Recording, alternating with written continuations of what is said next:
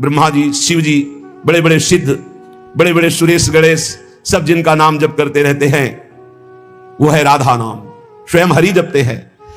जो कोई घर से निकलते समय विशेष संकट में, विशेष परिस्थिति में पुकारे राधा राधा, कभी कोई बाधा नहीं हो सकती। स्पष्ट देखा है। गिरिराज जी से परिक्रमा लगा के मुरारी शरण भी साथ थे, कई लोग थे, आ रहे थे, रात्रि के 2-2:30 बजे होंगे। ड्राइवर सो गया। अब भगवान की लीला, वो क्या कहते हैं उसको जो बीच रोड में होता है, डिवाइडर, उस पे गाड़ी चढ़ गई, ऐसे हो गई एकदम जोर से। हम तो जगी रहते, राधे श्याम, गाड़ी बंद। ड्राइवर एकदम से जगा, कहा गाड़ी कैसे बंद हो गई, ये क्या हो? एकदम रोके, कान पकड़, क्योंकि उसको लगा सब मारेंगे। ना कोई पीछे से इतने समय तक गाड़ी आई, ना वो पलटी, जहां की था उसने बंद कैसे हो गई? तुम कहा आपने बंद नहीं किया?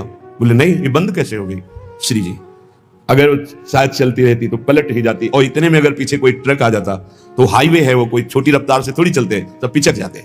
रखवारी करने वाली श्री राधा किशोरी। आज शिव सिद्ध सुरेश मुख, जपत रहत बसुजाम, बाधा जन की हरत है श्री राधा राधा नाम। कदम कदम पे राधा किशोरी ऐसे। हमारी रखवारी नहीं, सुर रखवारी, सुरराज रखवारी, शुक शंभु रखवारी, रविचंद्र रखवारी हैं। ऋषि रखवारी, वेद विद रखवारी, करी जाने रानी कीरति की कीरति कुमारी हैं। दिग रखवारी, दिगपाल रखवारी, लोक थोक रखवारी, गावे धराधर धारी हैं। ब्रज रखवारी, ब्रजराज रखवारी, हठी जन रखवारी, वृषभानु की दुलारी हैं।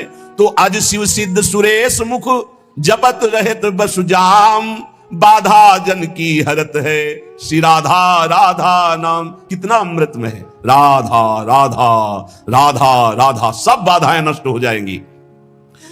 राधा राधा जे कहें, ते न परे भव फंद, जासु कंध पर कमल कर धरे रहत ब्रज चंद। जो राधा राधा उच्चारण करता है वो कभी इस आवागमन के चक्र में अब नहीं पड़ेगा, विश्वास कर लो। आपने कुछ ही बार राधा राधा कहा है, तो ये जब यमराज के रजिस्टर में लिख जाएगा राधा नाम, तो वो फिर ताकत नहीं है कि आपके कर्मों का फल दे सके। इसी जन्म में भगवत प्राप्ति हो जाएगी राधा राधा उच्चारण करने वाले की। क्योंकि लाडली जो लालजू के कर कमल रखे हुए हैं, लालजू लाडली जो के कर कमल रखे हुए हैं, लालजू के कर कमल में पूरे ब्रह्मांडों का हिसाब है। जब कोई राधा बोलता है तो लालजू अति उमंग में आकर के उसकी लिखा पढ़ी को ही खत्म कर देते हैं। ये हरिवंश महाप्रभु जो हित सजनी स्वरूप है, प्रियाजू के समीप रहते हैं, वो ये बोल रहे हैं, अनुल्लिख्यानंतान पितदपराधान मधुपति महाप्रेमा विष्टम तो परम देयम विमसति तवैकम श्री राधे गृणति ही नामामृत रसम। हे किशोरी जू, जो आपका नामामृत राधा राधा राधा ऐसा उच्चारण करता है, लालजू उसके अपराधी नहीं लिखते, और जितना लिखा पढ़ी वो सब नष्ट कर देते, और प्रेम में विकल होकर सोचते इस राधा नाम जापक को हम क्या दे दें। तो राधा राधा जे कहें, ते न परे भव फंद, जासु कंद पर कमल कर धरे रहत ब्रज चंद। राधा राधा कहत हैं, जे नर आठो याम, ते भव सिंधु उल्लंघिक बसत सदा ब्रज धाम। इसलिए हरदम याद किया करी, राधा की दर्द निदान हरेगा। मेरा कहा न खाली ये दिल, आनंद कंद ढरेगा। ऐसा नहीं जहां बिच कोई, लंगर लोग लरेगा। सहचरी शरण शेरदा बच्चा, क्यों गजराज डरेगा। हे श्री किशोरी जी के शरणागत का मतलब समझते हो? शेर का बच्चा। सहचरी शरण जी कह रहे, शेर का बच्चा जैसे बड़े हाथी से भी गुर्रा के वो कदम हाथी का पीछे जाएगा, शेर के बच्चे का ले, ऐसे ही काल भी थर्राता है। समुझ जे आए शरण, ते डरत ना काल डर, दियो दान तिन भय, द्वंद्व दुख सब घटे। नित नित नव नव प्रेम कर्म बंधन कटे, कटे कर्म बंधन संसारी, सुख सागर पूरी तति भारी। विश्वास करो, गोरे चरणारविंद की शरणागति अमोघ है। पता नहीं कौन सी क्या देखा कि अपने लोगों को श्री जी ने शरण में ले लिया। सहचरी शरण जी कहते हैं, हरदम याद किया जिसने राधा राधा राधा राधा, तो कह रहे जितने भी दुख हैं उनका नाश होगा। मान लीजिए, जब बात मानते नहीं है तभी पछताना पड़ता है। कहते हैं जपो, नाम जप करो, कहां हो इस समय, कहां हो, तुम्हारा चित्त कहां है। वो इसे मजाक समझते हैं। अरे हमें दिखाई दे रहा है कि बहुत कीमती श्वास, बहुत कीमती, यदि हृदय में राधा राधा चल रहा है, आप भोजन पा रहे हो, कोई फंसा नहीं सकता। राधा राधा चार लोगों के बीच में कोई नहीं फंसा सकता। राधा राधा नहीं, एकांत में बैठे विषय चिंतन करे तो एकांत ही तुम्हारे लिए प्रपंच है। नाम जब चल रहा है, प्रपंच में भी बैठे हो तो कोई फर्क नहीं पड़ने वाला। बहिर्मुख पुरुषों का संग भी कुछ नहीं बिगाड़ सकता यदि राधा राधा नाम चल रहा है। बस समझ में नहीं आता, नाम चलाने में मन को जलन होती है, इसलिए मन नहीं लगता। हमको जबरदस्ती नाम में मन लगाना है। यदि हरदम नाम चल रहा है तो कोई भी दर्द, सच्ची माने, कोई भी दर्द हमें परेशान नहीं कर सकता। मेरा कहा न खाली ये दिल आनंद कंद ढरेगा। सहचरी शरण जी कहते हैं मेरा कहना ये झूठ नहीं जाएगा, तुम आनंद सिंधु में डूब जाओगे यदि हरि हरि बोलोगे, राधा राधा बोलोगे। ऐसा नहीं जहां बीच कोई लंगर लोग लड़ेगा, ऐसा त्रिभुवन में कोई पैदा नहीं हुआ कि बाधा डाल सके जहां राधा स्मरण चल रहा है। सहचरी शरण शेरदा बच्चा, क्यों गजराज डरेगा? गजराज से नहीं डरेगा, शेर का बच्चा है। शेर का बच्चा दहाड़ दे तो कदम गजराज भी पीछे ही डालता है। अब तकरार करो मत यारो, लगी लगन चित चंगी, जीवन प्राण जुगल जोरी के जगत जाहिरा अंगी। जगत जानता है कि सहचरी शरण प्रिया प्रीतम के अंग संगी हैं। अब कोई हमसे तकरार मत करो, तर्क विवाद की गुंजाइश नहीं रह गई, क्योंकि मेरी निष्ठा तर्क विवाद से परे है। तुम्हारे तर्क विवाद से परे हमारी निष्ठा है। युगल निष्ठा हमारे प्राणों में बस गई, अब तकरार की जरूरत नहीं। मतलब नहीं फरिश्तों से हम इश्क दिला दे संगी, सहचरी शरण रसिक सुल्तावर, मेहरबान रसरंगी। रसरंगी श्री लालजू महाराज, रसरंगी श्री प्रिया जी। जब प्रियालाल हमारे ऊपर मेहरबान तो हमें किसी देवता से, किसी शक्ति से हमें कोई संबंध नहीं। हमसे तकरार मत करो, हम युगल सरकार की निष्ठा वाले, कोई समझे या ना समझे सबसे हमारी समझ भली। ठाकुर नंद किशोर हमारे ठकुराइन वृषभान लली। श्री जी ने समझाया, समझ के बोल रहे हैं। हरिजू ने जो रस पिलाया है उसे पी के बोल रहे हैं। अब जो कृपा पात्र जन है वो निहाल हो जाएंगे, नहीं तो अहंकार की तकरार की छतरी लगाकर इस वर्षा के रसास्वादन से भींजने से वो वंचित रह जाएंगे। ये वर्षा होती भगवान के अवतार काल में भी होती, लेकिन सब परम पद थोड़ी चले जाते। जब भगवान का अवतार होता तो सब परम पद नहीं जाते। नहीं नहीं, कोई विशेष ही कृपा पात्र उस समय उनको भगवान देख पाता है। नहीं, भगवान को नहीं भगवान मान पाए, भगवान को नहीं भगवान देख पाए, फिर संत महात्माओं की बातों पर विश्वास, ये तो भगवत कृपा पात्रों को होता है। गजब का तर्क। अब तकरार करो मत यारो। कहा जब तत्व एक है तो आप राम और राधा को एक मानते हैं? पक्का तत्व में एक। लेकिन लीला में महाराज राम जी के पसीना आ जाता है जब जानकी जी को फूल बगिया में देखते हैं। जनक जी की फूल बगिया में जब पहली दृष्टि जाती है तो जानकी जी के रूप का इतना भार पड़ता है कि अति सुकुमार लाडले रघुनाथ जी के माथे पे पसीना आ जाता है। पूज्य बक्सर वाले मामा जी पद में रचना करके बोलते थे कि कहे आवल्ला हो भाल पे पसीनवा हो लाल। बोले अगान का महीना कोई जेठ का महीना नहीं है। और महाराज लाडले राजकुमार हो, फूल चुनने आए हो, ये पसीना काहे पे है? बोले हमारी बहन जी के रूप का प्रभाव। मामा जी कहते थे बक्सर वाले कि हमारी जानकी बहन के रूप का प्रभाव पड़ा, जीजा जी तुम्हारे होश खराब हो गए, माथे पे पसीना आ गया। ये तो बहुत मर्यादा पुरुषोत्तम की लीला है।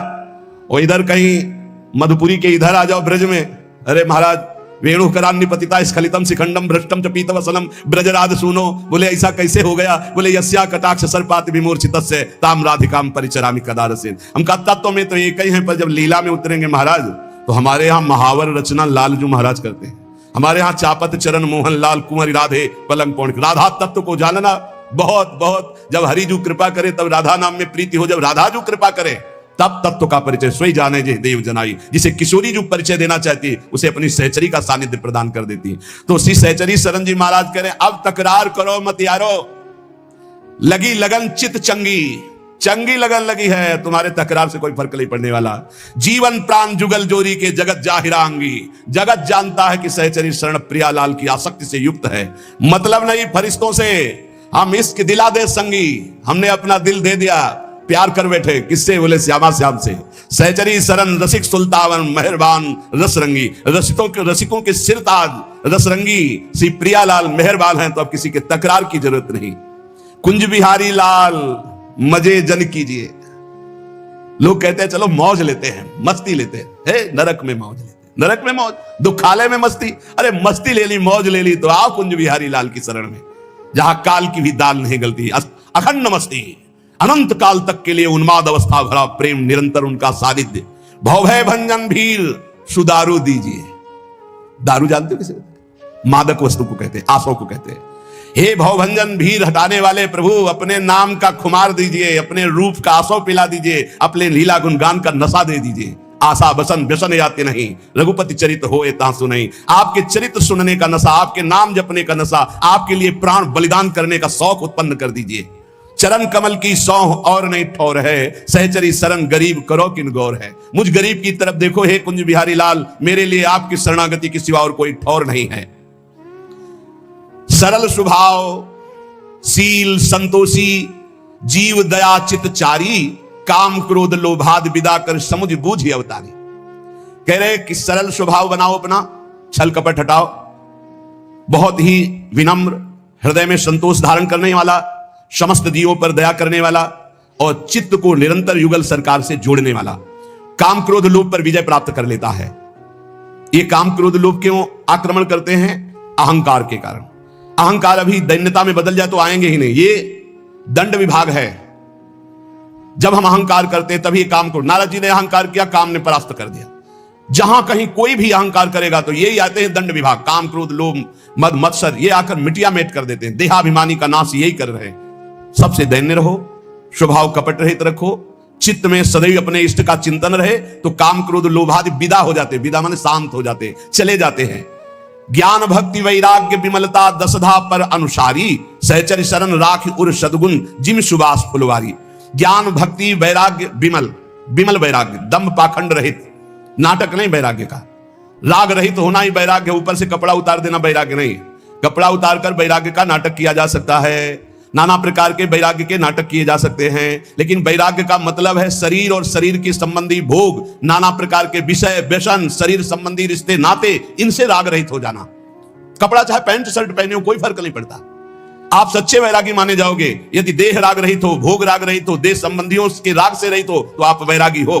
और आप लंगोटी भी नहीं पहने और आपके अंदर शरीर का राग है, भोगों का राग है, मान की चाह, तो आप वैरागी नहीं हैं। तो विमल वैराग्य जो भगवत प्रेम में प्रतिष्ठित कर दे, वही विमल वैराग्य। दसधा पर अनुसारी, नवधा है आत्मसमर्पण तक। श्रवणम कीर्तनम स्मरणम विष्णुर्पाद सेवनम अर्चनम वंदनम दास्यम सख्यात्म निवेदनम, ये नव। और फिर पाई रस भक्ति गूढ़ जुग जुग जग दुर्लभ भव इंद्रादि विधिम, ये दसधा है। रस भक्ति दसधा, सहचरी शरण जी कह रहे हैं ज्ञान भक्ति और विमल वैराग्य के द्वारा दसधा अर्थात प्रेम लक्षणा भक्ति प्राप्त करे तो उसके हृदय में जो फुलवारी प्रकट होती है, उसी में प्रियालाल प्रकट होकर के खेलते हैं। जो सद्गुणों की फुलवारी, जो भाव की फुलवारी। धीरज धर्म विवेक क्षमाजुत भजन यजन दुखहारी, तज अनीति मन सेई संत जन मान दीनता भारी। धैर्यवान होना चाहिए, किसी भी दुख में विचलित नहीं होना चाहिए और अपना धर्म जो है उसे समझना चाहिए। किसी के भी प्रलोभन में आके धर्म नहीं त्यागना चाहिए। ये बहुत से ऐसे अज्ञानी लोग हैं कि अपने सनातन पद्धति को न जानने के कारण दूसरों के द्वारा दिए हुए प्रलोभनों में आकर अपने धर्म का त्याग कर देते हैं। इनकी दुर्गति होगी।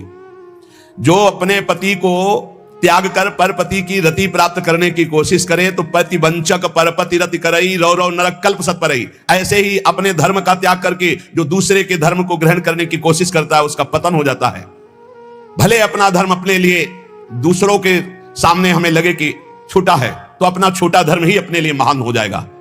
स्वधर्मो निधनो श्रेया पर धर्मो भयावहा। अगर कोई ये सिखा रहा है कि तुम्हारा धर्म छोटा, हमारे लिए महान है, पर अपने धर्म का त्याग नहीं। धर्म की स्थिति जब आपके हृदय में आ जाएगी तो धर्म आपको अनुभव करा देगा ज्ञान का, भक्ति का, वैराग्य का। धर्म साक्षात भगवान का स्वरूप है। धर्मो रक्षति रक्षिता। बहुत से लोग ऐसे प्रलोभनों में धर्म परिवर्तन कर देते हैं। काम के प्रलोभन में, धन के प्रलोभन में, सुख सुविधा के प्रलोभन में। हाँ, देखते सनातन पद्धति से बढ़कर कौन सी पद्धति है जिसमें हाथ जोड़कर सर झुकाकर नमन किया जाता है, चरण स्पर्श किए जाते हैं, और ये वटवृक्ष की तरह फैला हुआ है। सब इसी की शाखाएं हो सकती हैं। सत्य सनातन आकाश है, सत्य सनातन भूमि है, सत्य सनातन वायु है, सत्य सनातन जल है। ये हमारा सनातन ऐसे फैला हुआ है। इसको कोई समझ पाता है? छोटे छोटे बिंदुओं को देख रहे हो, सिंधु को नहीं देख रहे हो।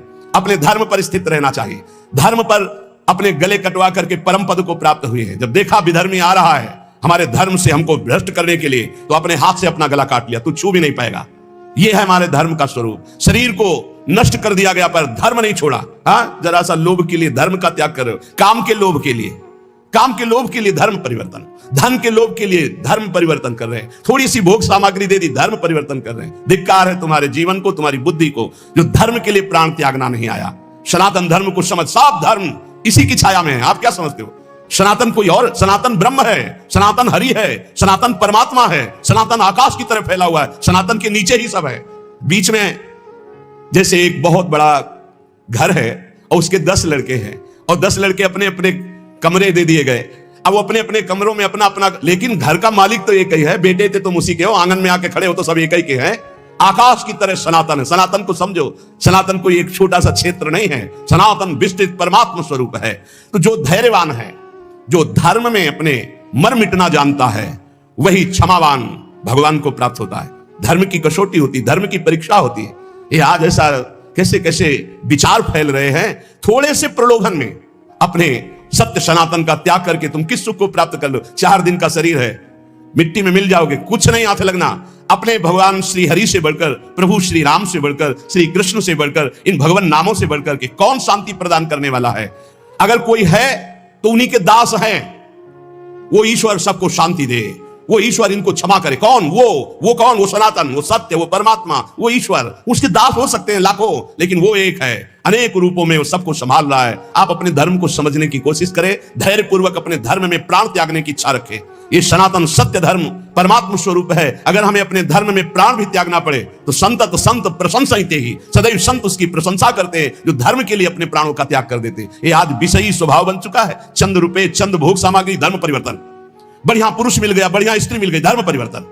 कोई परिवर्तन की उसमें जो हानि है उसको समझ ही नहीं रहे हैं। भगवान ने कृपा करके हमको जहां प्रकट किया है वो हमें उस धर्म की रक्षा करते हुए चलना। ये कलिकाल ऐसा मलायतन, ऐसा बुद्धि को भ्रष्ट कर रहा है कि धर्म को समझना ही अब कठिन हो गया है। ये सब बातें पुरानी समझी जाती है।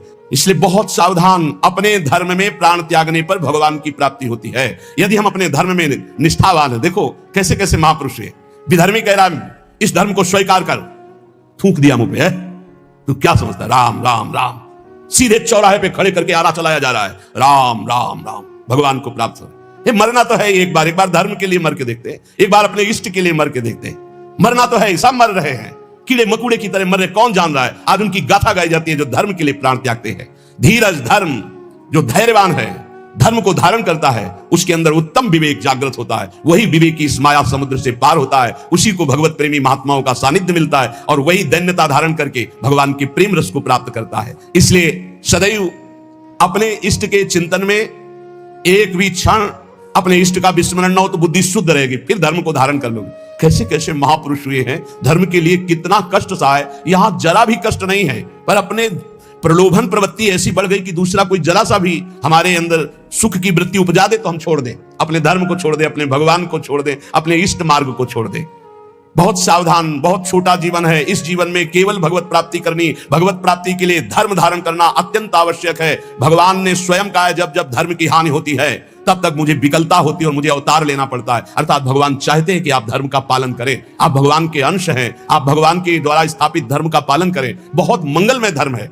जब हमारे धर्म का परिचय बाहर के देशों को पता चला तो देखो कितने देशों में भगवान नाम जप होता है। हमारे देश के जो ऋषि मुनि हैं, भक्त जन हैं, बाहर जा जा करके जब अपने धर्म का परिचय बताते, कहीं भी मोक्ष की बात नहीं, कहीं भी जीवन मुक्तता की बात नहीं, कहीं प्रेम की ऊंचाइयों की बात नहीं, बस वही स्वर्ग नरक की बातें हैं, वही स्वर्ग नरक की बातें, वही संसारिकता, वही मांस मदिरा, वही संसार के भोग, और उसी को धर्म माना जाता है। धर्म तो वो है जो दूसरों को सुख प्रदान करे और खुद परमानंद में निमग्न हो जाए। पूज्य श्री भाई जी हनुमान प्रसाद पोद्दार जी कहते हैं, चित्त की वृत्ति का संस्कार जब मिट जाए और एक एक वृत्ति प्रभु में लग जाए तब संतोषजनक स्थिति आ गई। मान लो अब चिंता करने की जरूरत नहीं।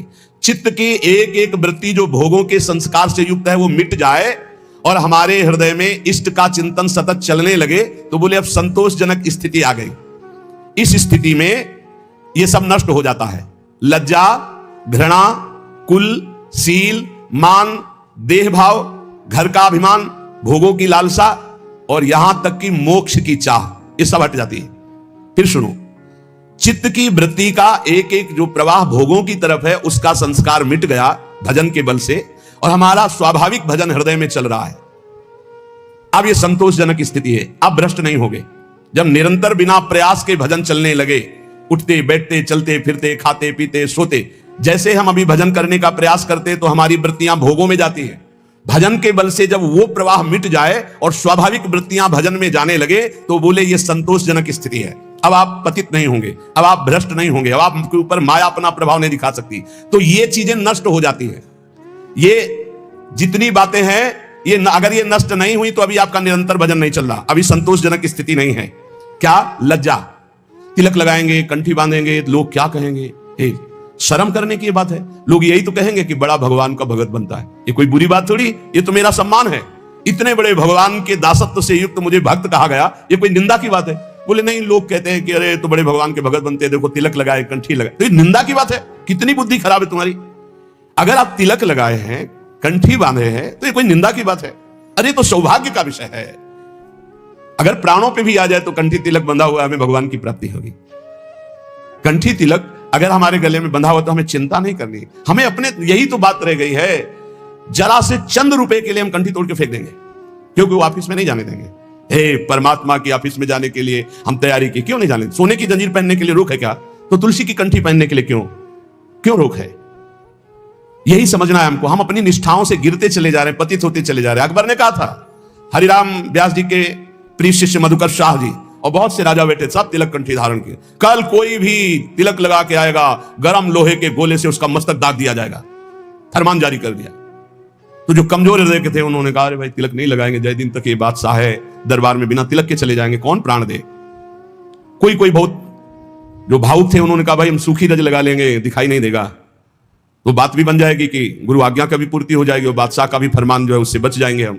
मधुकर शाह जी ने सोचा, ये अखिल कोटि ब्रह्मांडों के बादशाह के दासत्व का तिलक है, गुरु जी ने दिया है, और एक मुल्क का बादशाह यदि हुक्म करता है मैं इसे मिटा दूं तो फायदा क्या होगा? ये निष्ठा रखो, निष्ठा, इसका बहुत बड़ा महत्व है, बड़ी निष्ठा में सामर्थ्य है। उन्होंने कहा, आज मैं अपने प्राण त्यागूंगा गुरु जी की आज्ञा के लिए, तिलक लगा के जाऊंगा, और वो बादशाह है, ऐसा करेगा, कर सकता है, लेकिन जब तक भुजाओं में ताकत है मैं मारूंगा, और जब मैं हार जाऊंगा तो मुझे मार देगा, लेकिन मैं अपने गुरु और बादशाह ईश्वर के तिलक को नहीं मिटा सकता। ये हमारे अखिल कोटि ब्रह्मांडों के बादशाह ईश्वर का तिलक दासत्व का है। वैसे तो अंगरखी पहन के जाते थे, अंगरखी उतार करके खुला छाती, 12 तिलक बड़े बड़े, लंबी तलवार खींच कर गए। बादशाह ने देखा, कहा मधुकर शाह तुम हमारे फरमान को नहीं सुना, खींची तलवारों का, आपका फरमान सुना लेकिन मेरी निष्ठा को आपने नहीं सुना।